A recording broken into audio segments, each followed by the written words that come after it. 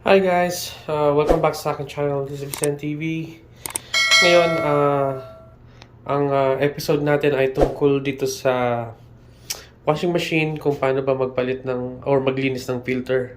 Kasi for 2 years hindi ko napapalitan o nalinisan yung filter nito dahil medyo komplikado.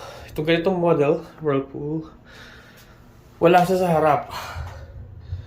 So, kailangan mo buksan yung likod nito para malinis mo yung filter. Ngayon, gagawin natin to guys. Samahan nyo ako. Una, tanggalin muna natin tong pagkakasaksak para safe tayo.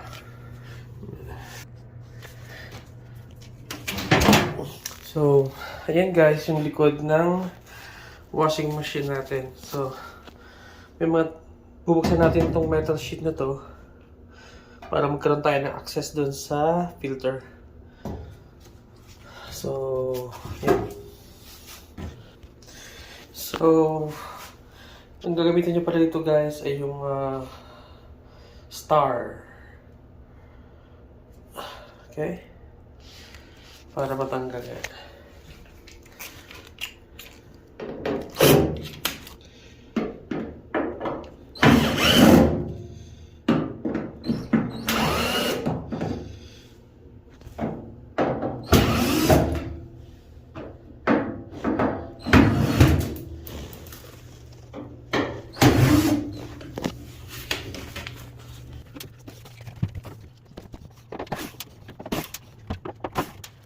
Guys, nabuksan ko siya. Yan yung likod ng ating washing machine, Whirlpool. Yung filter, ito. Dito. Yan yung bubuksan natin para malinisan yung filter. Medyo komplikado talaga tong washing machine na to. Yeah. Yan guys. Share ko lang sa inyo guys.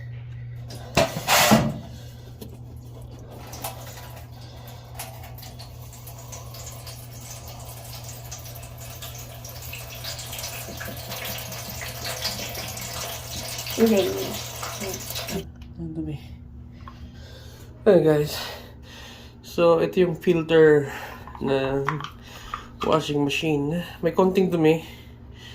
Pero not too bad. For 2 years. So, 3 years na kami dito sa bahay. Ngayon ko lang ito nabuksan. Ayan. Punasan ko lang yung yan. Sa gilid.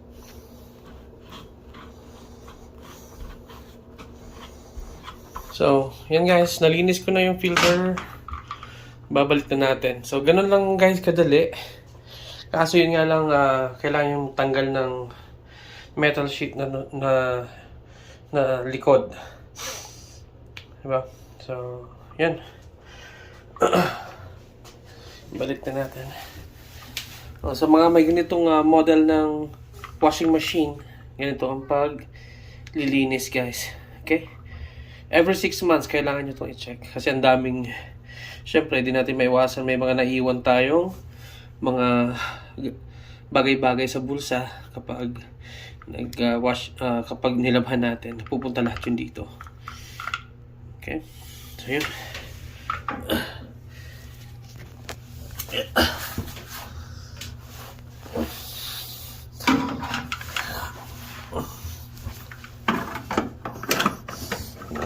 Natin guys. Full turn. Oh yan. Yan. Okay na. Okay na. Okay na guys. Yan. So yan yung filter. Yan yung filter. Okay? Alright.